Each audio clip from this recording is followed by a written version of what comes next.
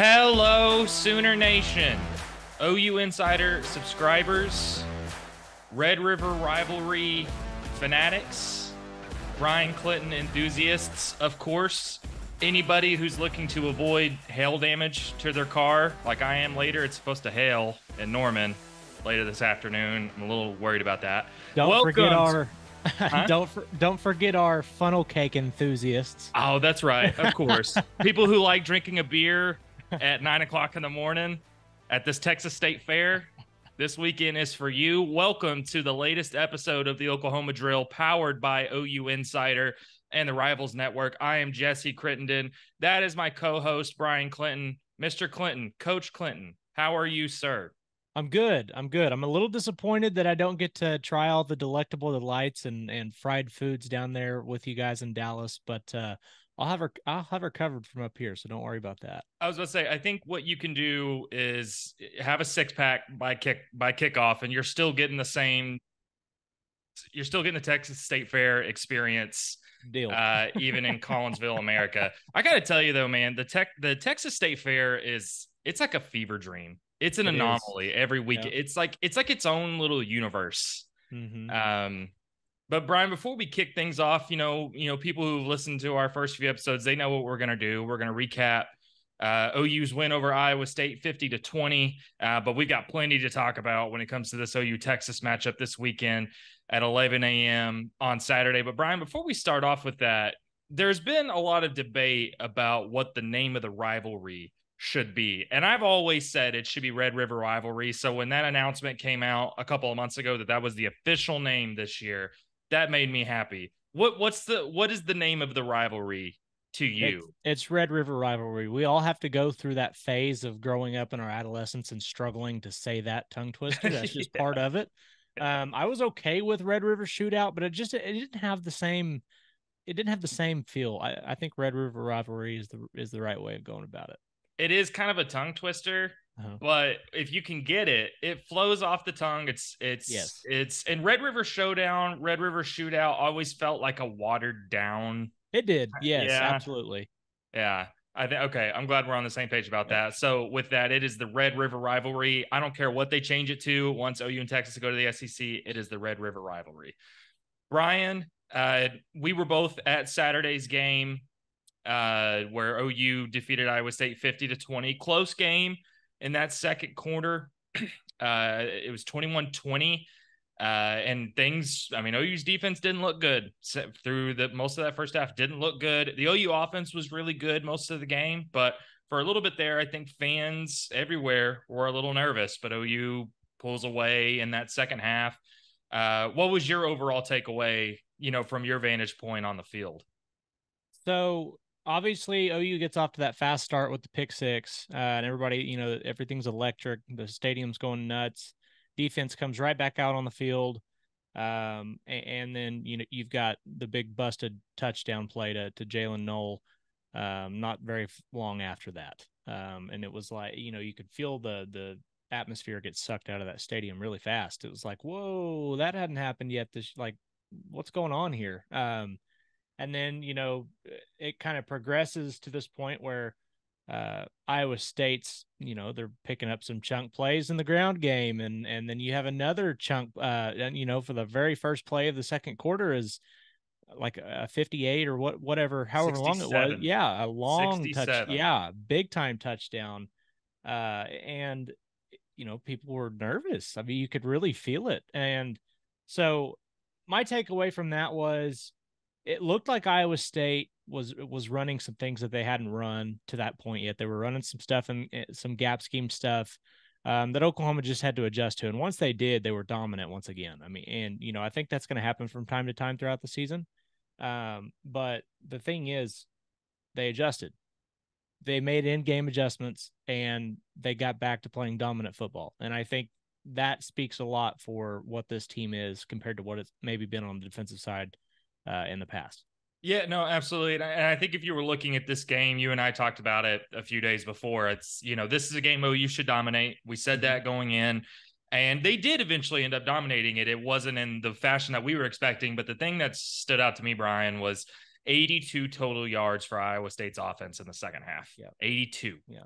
And when you look at that first half, Iowa State was averaging 7.6 yards per carry in that first half. I mean, it wasn't like the two big plays, the two big touchdowns, you can explain those away almost. Yes. Exactly. Yeah. But that's why, like, I had heard a couple people say, well, it was just those big plays. No, it wasn't. For a lot of that first half, Iowa State was ripping off chunk plays just over and over again. Didn't matter what running back it was. Anybody that they threw in there. I mean, they were ripping off chunk plays. Like you just said, they were almost a first down a carry. So It was concerning, but the adjustments. Yeah, again, not everything has to be fed through the prism of last year to this year, but if you're looking at last year's defense, that first 20 minutes looked like last year's defense. But for this defense to not only settle down, make those adjustments, but completely dominate over the last nearly 40 minutes of the game, that's the kind of stuff you want to see. And it's still a conference opponent. No, they're going to face better offenses than Iowa State. They're going to face a much better one this weekend. But that's the kind of stuff you want to see is, can this defense settle down? Can they make those adjustments? That's just not what happened last year. Once the ball, once the stuff started spiraling, that was it. And I think for this OU offense, considering, Cincinnati's defense, I think, is a little better than Iowa State's, but for OU's offense to consistently just move the ball, get chunk plays the entire game, Dylan Gabriel, I thought for the most part, was pretty fantastic. That running game still just through 5 weeks. We'll talk about that a little bit later. It was actually the most it's struggled all season against Iowa State. Just 3.8 yards per carry. So if there's one little thing that I think is still a thorn in the side of this offense, but it's still hard to complain too much about 50 points and, only punting twice on the day. It's hard to complain too much about that. So Brian, let's segue into what's happened, the last couple of days. It's Red River Rivalry Week. Brian, it's been pretty interesting. We showed up to player availability on Monday to be told that we're only getting 4 players on Monday night and none on Tuesday. And for people who aren't fully familiar with the media schedule, we get players Monday and Tuesday night, and we usually get anywhere from 12 to 15 players that we can talk to. So it was a huge change to not only get just 4 players on Monday and none on Tuesday, but again, to not have Jeff Lebby and Ted Roof's press conferences on Monday.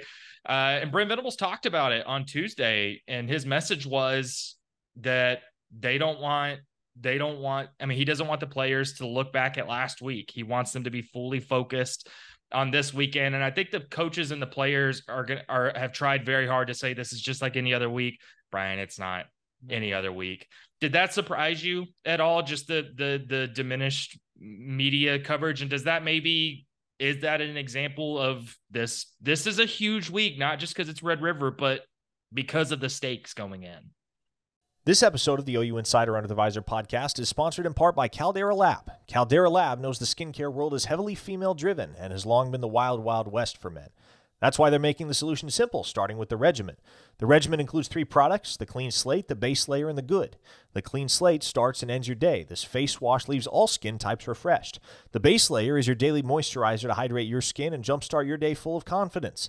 And the Good is your go-to multifunctional serum at night that helps your skin look tighter and smoother and helps reduce the visibility of wrinkles and fine lines. Every drop of this serum is packed with 3.4 million antioxidant units protecting your skin. Caldera Lab is the leader in men's skincare, made only with top-tier ingredients, and clinical trials have found 94% of men's skin showed an overall younger-looking appearance after using Caldera Lab for just a few weeks. 1 minute morning and night is all it takes to reduce your wrinkles, fine lines, and signs of aging. So join over 100,000 men who trust Caldera Lab skincare products. Use code OUINSIDER at calderalab.com and get 20% off your first purchase. Hey, Sooners fans, we would like to thank our new sponsor, Manscaped, who has taken a step away from Halloween to bring your face the cleanest shave it's ever seen. Fellas, let's be honest. No woman wants to see their man throw away their hygiene, right? And all women love a well-manicured face and beard. That's why I ordered the handyman to make sure my neck and beard line looks the best it can all the time for my wife and for these podcasts and OU Insider Lives. So whether you want to look fresh and clean-shaved or you want to have a clean-looking, well-manicured beard, all you have to do is go get 20% off and free shipping using the promo code OUInsider at manscaped.com. Again, that's 20% off with free shipping at manscaped.com and use promo code OU Insider. For a look as sweet as candy, get yourself a handyman from manscaped.com. Yeah, I would say that it's an interesting way of looking at it if you're the Oklahoma coaching staff, but I also would say that it may be needed with this team. I mean, think about it. You've got so many guys that are going to walk into the Cotton Bowl for the first time. And if Coach Venables can kind of, if he can really put that into his own words and help them, he's been there plenty of times. It's not like this is going to be his first go around. He's been there several times, and it's something that if he can really bottle up everything that's going on, all the outside noise this week, and make sure those guys are going into this prepared, he can deal with, you know, the craziness of the fair and all of that when it gets there. And I think that, you know, playing in front of 80,000 fans every week at home helps to that extent a little bit, but there's just nothing that really can truly prepare a player or even coaches for what they get into when they walk into the Cotton Bowl. And so, you know, all that to be said, I think what the route that Coach Venables is taking and that the staff is taking, while it may be a little interesting to the outside perspective, I think as far as from where he's coming from, it's a good thing, because look, you're not giving out any bulletin board material, which obviously, I mean, if it takes bulletin board material to get you up for this game, I don't know what's wrong with you, but you don't have those kinds of things going out, and they're focused on what's important. And he's very, very clear that they take things 1 week at a time. Nameless, faceless opponent. We've all heard it 5,000 times already, but that's a good way of going about it. And that's what you have to do. You've got to reset every week. Don't ever get complacent. Every goal every week needs to be attained. It needs to be made. So I like the way that they're going about it. It was pretty funny. Brent Venables came out and immediately, like within seconds, said, "I'm assuming this is going to be the first time this year that you guys actually want to talk about the opponent." And that's a fair dig. And I'll say this as somebody who's covered OU for 3 years. It's been to every coach's press conference. Outside of Texas and maybe Oklahoma State, there's usually not a ton of looking at the opponent. And I don't know if guilty is the right word. I'm as guilty of that as anybody else. When the clock turns to Texas, it's just a little bit different. But you know, we got 4 players on Monday. We got Dylan Gabriel, Woody Washington, McCade Matower, and Drake Stoops. 4 seniors. I think it makes sense. And I think they were pretty focused on the task at hand, but I'll give you 2 things that stood out to me, Brian. I think the first one was I asked McCade about the running game. He made a comment that, you know, they're only averaging 4.0 yards per carry right now, and that needs to be more like 5 or 6. And OU has not ran for more than 4.4 yards per carry in a game this season. So I think they know that the running game is an area of concern. I asked him, I was like, how much is it not only just you guys doing your job up front and the running backs to do their job but for both units to be on the same page? Is that missing right now? How much has that been a focus? And he said that DeMarco Murray, he's heard DeMarco Murray in practices the last couple of days, like, specify, like, you guys need to do this, you need to do this so that the linebackers do this, and, you know, and pull into the offensive linemen. So basically just saying that the running backs in the offensive line just haven't shown great synergy so far. Have you seen that? I mean, I know you're kind of a line of scrimmage offensive line guy. Have you seen maybe a lack of chemistry between those 2 units? I think that's a really good way of putting it, because I remember a couple of times thinking, man, the timing just seems off. Like things just don't seem to be working in unison. And obviously, you know, football is a game where you need all 11 guys on the field at the same time to do exactly what they're supposed to. And if they don't, it doesn't, you know, the play doesn't work the way it's supposed to. And so I think this is one of those cases where, you know, we've seen a lot of tight end blocking as well. Austin Stogner that may not be his strong suit. And there's been some things that we saw even last week where he struggled to set an edge. And, you add in not knowing what the running back rotation really looks like to this point. And there's just a lot of question marks. Now, I still think Oklahoma has the pieces. How many times did we hear people comment or even Jeff Lebby say that they were really confident that they were going to be able to run the ball very well this year? And I think it's just a matter of getting it put together. Unfortunately, you're coming into probably what's going to be the best defensive front you're going to face all season, and you haven't got it figured out yet. Yeah. I think it was, again, and I've said this a million times, I don't know if it's about even panicking now, but I think Iowa State has a solid defense, but I think you wanted to see OU run for more than 3.8 yards per carry. Right. I think you just did. And I know we've talked about the running game to depth, but this has just been a surprise. It's just a unit that I think most of us thought was going to be the strong point of this offense coming in has not been. And I was looking at this, Brian, I was going through some of the stats. The team that has finished with the most rushing yards in this series, in this rivalry, has won the last 5 games. So, I mean, that's what, in part, and I've talked about that with some people who are like, well, if Dylan Gabriel plays really well, I mean, yeah, Dylan Gabriel will need to play really, really well. But the team that runs the ball better typically is the team that wins. Right. I'm not saying you can't win if you don't run the ball well, but that's enough of a sample size to tell me that I think this OU running game needs, I mean, they've got to be better than they have been. And that's a tough task against Texas. And again, we look at the rotation of Marcus Major. Started the last 2 games. He's seen the bulk of the carries. The last 2 games, Tawi Walker's only seen 9 carries. The last 2 games, Javonte Barnes hasn't seen a snap. Brent Venables touched on it. He's not fully healthy. Gavin Sawchuk, not fully explosive. I mean, how much, I guess to everything you were just saying, Brian, I mean, how much is that a concern coming into this game? Well, I remember even growing up, in the early 2000s, that stat being used that, the team that runs the ball well in this game is who wins. It goes back a long way. And it's because it's always been a physical football game. One of the constants that we've seen in this rivalry is how important it is to win a line of scrimmage when you've got 2 physical football teams that are, I mean, pretty much lashing out with all kinds of hatred towards one another for 60 minutes. And that's just what it is. And it's an energy charged game. It always will be. And the running game is a big part of that. And so I think when you have an offensive line that wants to oppose it, it wants to impose its will against opponents, this is the kind of game where that has to happen. And that's why it's been so important over the years. I will say it is a little,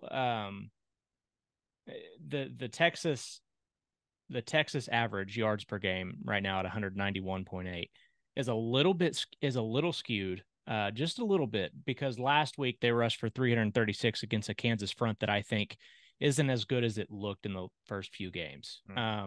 So I noticed that too. Before that they were right around 150 yards. So don't come into this thinking, oh my gosh, Oklahoma's just going to get run through. I don't think that at all. I think that this is going to be a very close game, and we can get into more of that later. But as far as running the ball, it has to get better, and you hope that this is the game where maybe some things get pulled out of the hat that we haven't seen just yet. Well, and I think the other noteworthy thing too, just to quickly touch on it, Dylan Gabriel being one of the guys we spoke to on Monday. People who watched the game last year remember why OU scored 0 points, why Texas won 49-0. It's because Dylan Gabriel wasn't on the field, and it's obviously it's huge that Dylan Gabriel is healthy this year. Going into this game, but one of the things he talked about on Monday was that he's remembering how to have fun again. He's remembering how to kind of play free, and I think we've seen him play with a chip on his shoulder the last 2 games. That's going to be important coming into this game, where the atmosphere is naturally going to be chippy, where it's naturally going to be the crowd is going to be hectic, and There's going to be a lot of animosity and things like that. I mean, how important? I mean, Dylan Gabriel is in the top 10 statistically in nearly every category. But I mean, how much of an X factor maybe is that chip that Dylan Gabriel is playing with right now? It's a big one because I think, just like I would liken it to a point guard. If a point guard lacks confidence in basketball, it's going to really throw off his game. And I think at the quarterback level, where you're running this team up and down the field, confidence has a lot to do with what you're doing. I mean, the muscle memory is there throwing the football. It is. He's thrown more footballs than I've probably, I mean, than you could really understand. And so I think it comes down to confidence and having confidence in the guys that you're throwing the ball to, and your offensive line. They've done a pretty good job this year keeping him clean. I think they're allowing the second least sacks in the Big 12 behind Iowa State. And I really like the way that things have looked for them at that point. And a lot of that has been because of how the edge that he's played with, especially last week. Like, you could really tell that they took it up a notch in intensity last week. And I think that's going to be really important, especially, as you said, in an atmosphere where things are going to be hostile. It's going to be back and forth game, and he's going to need to keep that edge, and that'll be important. Brian, let's break down this game. I think that's what everybody is looking for. We're coming into it's another morning kickoff, 11 a.m. on Saturday on ABC. Texas is coming in as nearly a touchdown favorite, which is, I'll be honest, is a little surprising to me. Not that Texas is favored, but favored by that much. I expected this to be a 3 or 4 point line, not a 6 or 7 point line. So that is a little surprising. Brian, we've touched on it already, but one of the things that Brent Venables and McCade have talked about is this is going to be won at the line of scrimmage. It just is. It's historically, it's always been that way. You look at this Texas front, or this defensive front, 13 sacks on the year.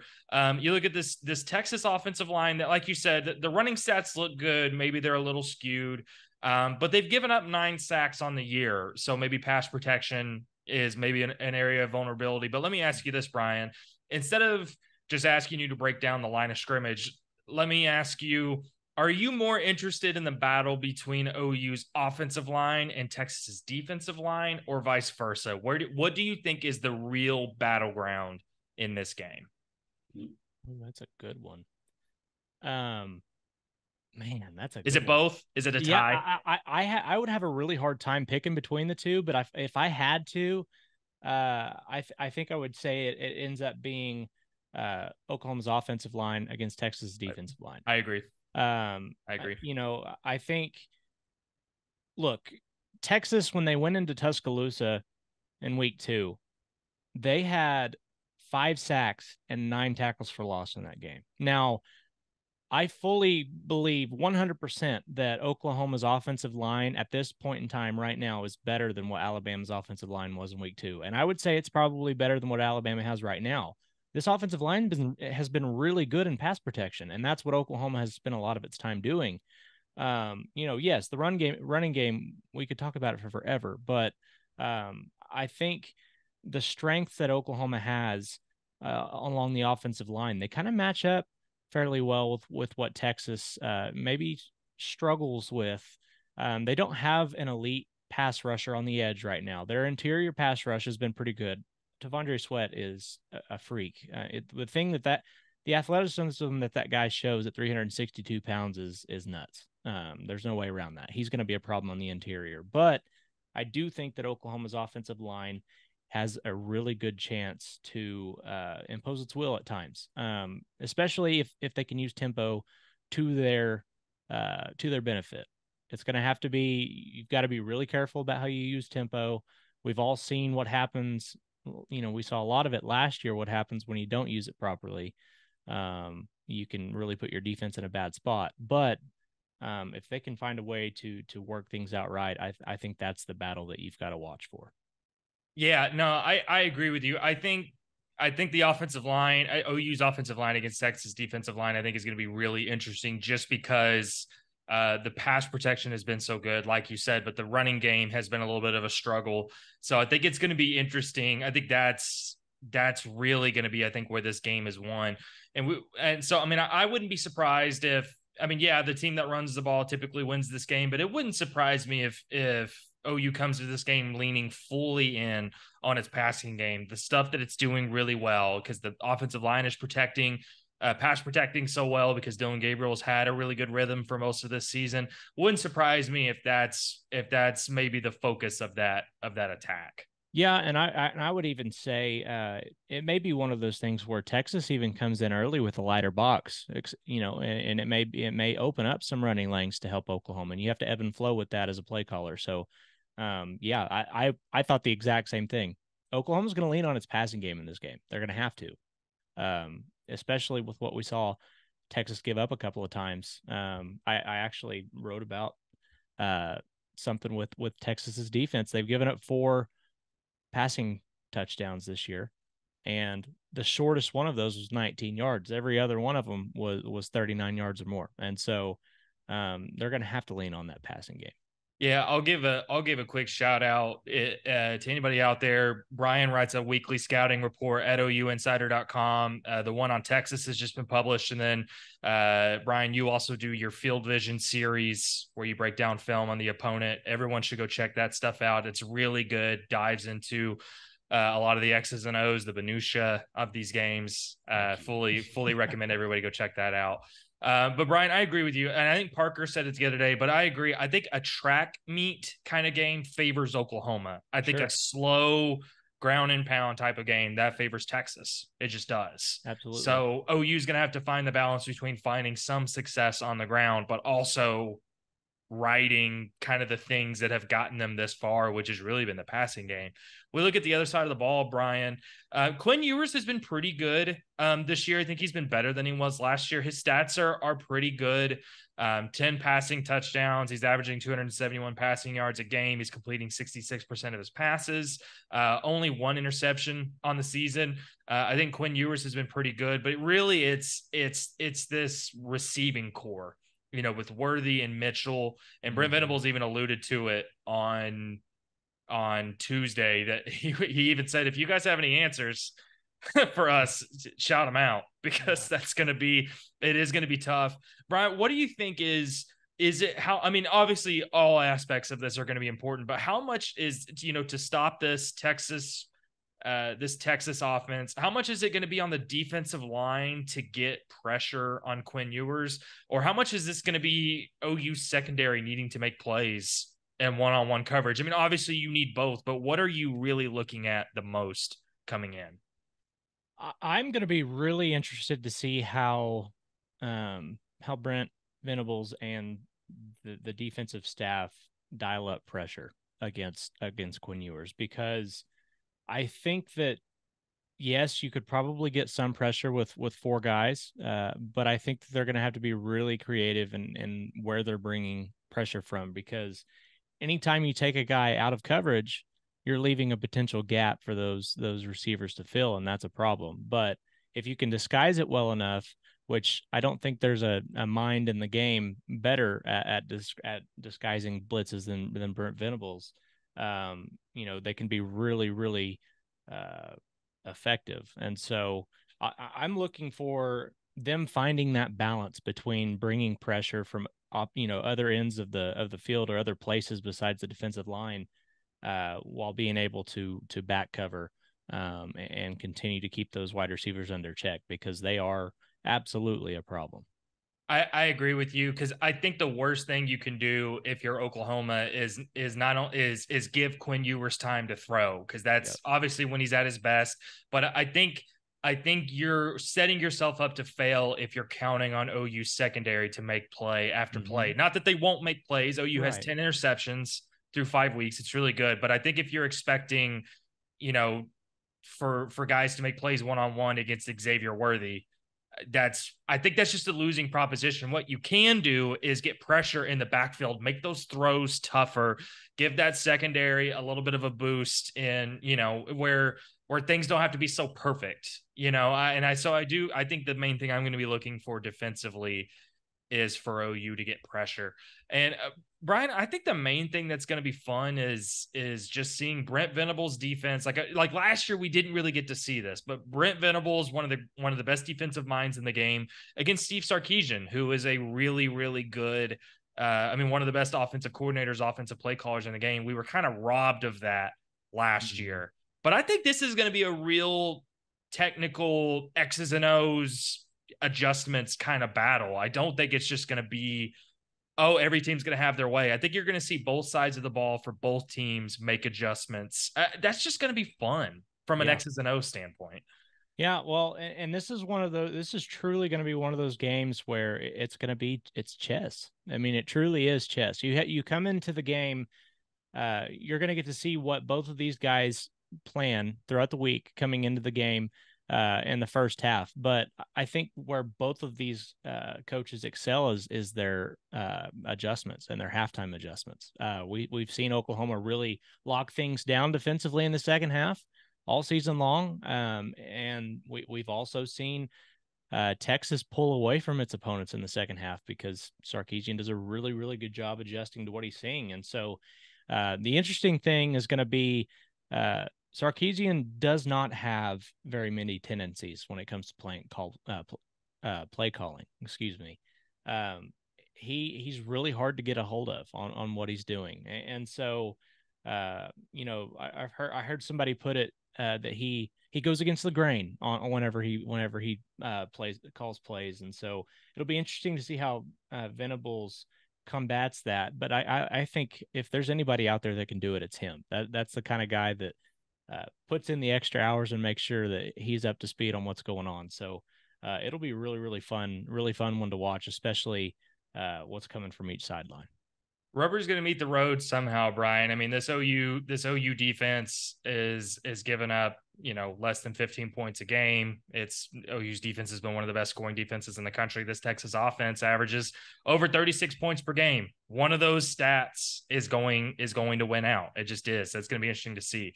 Brian, instead of making a prediction like we have the last few games, we're gonna turn it around a little bit.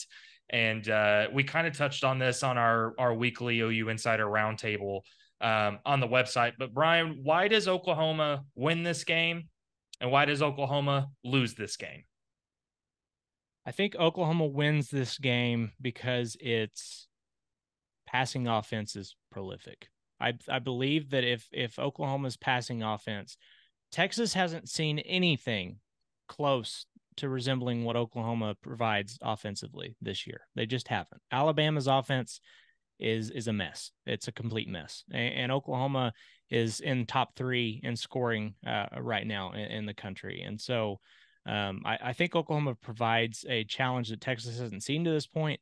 And offensively, if they can keep things going and Dylan Gabriel plays another really good game like we saw him play last week, I think Oklahoma wins the game. Oklahoma loses if it allows Quinn Ewers to eat in the intermediate passing game. That's where he shines. His PFF grade in the intermediate passing game is an 89.1, which is really high. That's elite. His deep passing grade is a 57.6. He's only completed 4 of 19 attempts at that range so far this year. And so if Oklahoma doesn't keep him from getting in rhythm, I think it could be really difficult for them to keep them out of the end zone, or at least out of the red zone. I agree with you there. I think Oklahoma's defense, outside of those couple of blown coverages against Iowa State, they've done a really good job of bending but not breaking. And I think this kind of it goes along with what you were saying. I think it's going to be important to, not only to not get pressure on Quinn Ewers, but I think it's going to be don't let Quinn Ewers be comfortable and dink and dive down the field. That's what's going to be important. And I agree with you, Brian. I think it is going to be important for OU's running game to find a rhythm, but I think ultimately this game is going to be won if Dylan Gabriel plays really well. Mm-hmm. And it's going to be interesting to see that wide receiver core for OU too, Brian. I mean, Angelo Anthony was the leading receiver in yards and receptions through 4 weeks. Last week only had 1 catch for 16 yards, which is not an indictment on him. It's just this offense has really been spreading the ball around in the passing game. I'm curious to see, do we see that, or does Angelo Anthony or Jalil Farouk or Nick Anderson maybe emerge as a much needed number one receiver? Brian, I think that's going to do it for us in this episode of the Oklahoma Drill. I appreciate everybody for tuning in to this episode. You can find us every Thursday at our OU Insider YouTube channel. Hit that like, hit that subscribe button. You can also find content from both of us and our colleagues, Parker Thune and Brandon Drum, over at ouinsider.com. Brian, I think this is just going to be a really fun weekend. I think this is going to be a great game. I don't think it's going to be anywhere like last year. I think media, fans alike are in for what's going to be a really, really fun game. Both teams are undefeated for the first time since 2011. Both teams are ranked in the top 12. Both teams are going to the SEC next year. I think this is going to be fun, man. It really is. But anyways, I can't wait. I cannot wait. So. But anyways, again, everyone, thank you so much for tuning in. Let's hope for a good, fun game this weekend, and we'll see you guys next week.